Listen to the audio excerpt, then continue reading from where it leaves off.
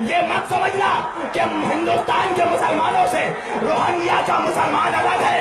दुनिया में मुसलमान कहीं भी हो, हम सब आपस में भाई हैं। अगर हमारे नौजवान बच्चों को हमने एक दफा इशारा कर दिया और उकसा दिया तो हमारे बच्चे उनसे कई ज्यादा ताकत रखते हैं। वो अकेला पाके अगर 5 करोड़ मुसलमान ये अहद कर लें कि हमको एक साल में 5 गैर मुस्लिमों को इस्लाम पेश करके मुसलमान बनाना है, कोशिश करके, जिद्दोजहद करके, माल देकर, कैसे भी, हिकमत से, तो आप बतलाएं कि एक साल में कितने करोड़ हिंदू मुसलमान होंगे? बोलो। 25 करोड़, 55, 25, 5 करोड़ मुसलमान, तो 5 को बनाएगा तो कितने होंगे? 25 करोड़। 2 साल में कितने हो जाएंगे? तीसरे साल तुम्हारी खुद हुकूमत आ जाएगी। तुम्हारी तारीख नहीं जानते, तुम्हारी मुसलमानों की हिस्ट्री नहीं जानते। हम करबला वाले हैं, हम हुसैनी मुसलमान हैं। हम 72 भी होते हैं तो लाखों का जनाजा निकाल देते हैं।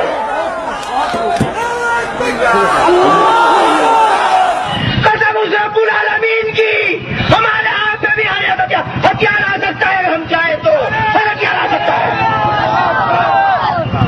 हथियार आ सकता है। उजाड़ कर रखिएगा इस बाप को, खत्म कर देंगे इस तमाली को, तमाम को।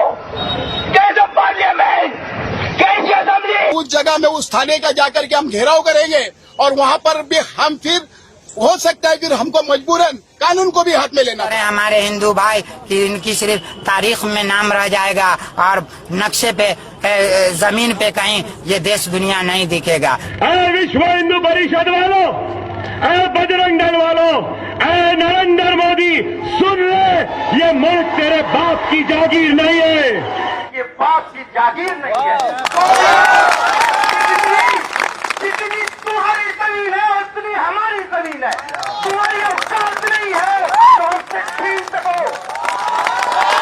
उन्होंने बिल पास किया है, भारी अक्सरियत से लोकसभा से बिल पास हो गया। पता क्या बिल पास हुआ? दास्ताने हैं, लेकिन हिंदुस्तान की मुस्लिम लीग और असदुद्दीन अवैसी को चाहिए हिंदुस्तान के अंदर पार्टीशन की एक नई तहरीक को चलाया जाए, हिंदुस्तान की धरती से एक नया मुस्लिम वतन निकले।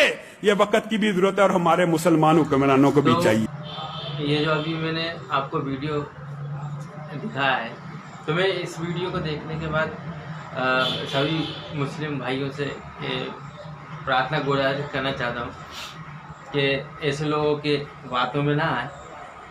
ये सब एक चीज़ याद आई मुझे, बचपन में मैं छोटा था तो एक मैंने स्कूल में गाना गाया था कि धर्म के नाम पे कुछ लोगों ने दबी आग भड़का दी।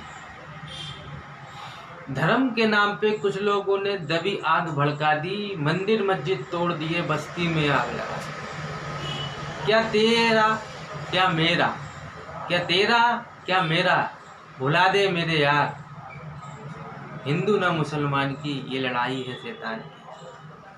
तो भाइयों बहनों, ये लड़ाई जो है सिर्फ शैतान की है। शैतान कौन है वो आपको अच्छी तरह से पता है। ये हम लोगों को लड़वाना चाहते हैं, इसके अलावा कुछ नहीं।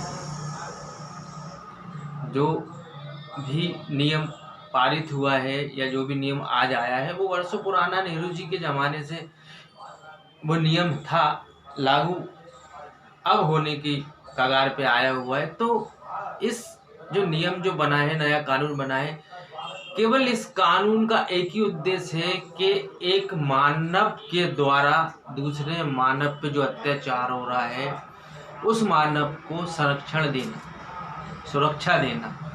बस यहाँ का जो मुस्लिम है वो तो यहाँ का नागरिक ही है ना, तो डरने की जरूरत नहीं। आज हमारे घर में कोई अदर व्यक्ति आके रुक जाता है तो क्या हम उसको अपने घर में खाना पीना खिलाते हैं क्या?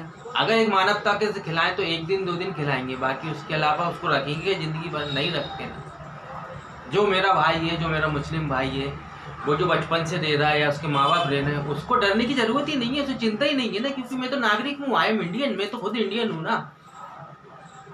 मुझे डर किस बात का है? और जो गदर कर रहे हैं उनको डर किस बात का है? आप ये सोचो, आप कहीं से गलत हो क्या? आप अगर गलत नहीं हो तो आप तो भारत के नागरिक हो ना। आपको कौन कहाँ भगा रहा है? आप बाहर के लोगों की क्या सोच रहे हो? बाहर के लोगों की अगर सोच रहे हो आप मानवता के हिसाब से, तो उन पर अगर अत्याचार हो रहा है तो आप उनके बारे में सोचो ना। आप मुस्लिम कंट्री है, और अगर मुस्लिम कंट्री में अगर हिंदू से बोला जा रहा है कि आप मुस्लिम धर्म लो, तब आप इधर रह सकते हो।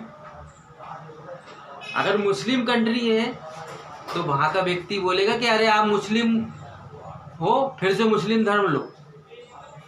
एक दिमाग सोचने वाली बात है, एक दिमाग से सोचने वाली बात है।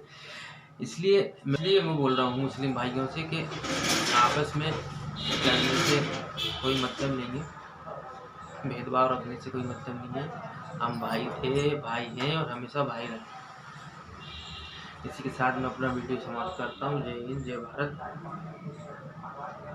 सब अच्छे से रहें, सब सुखी रहें, यही काम करता हूँ।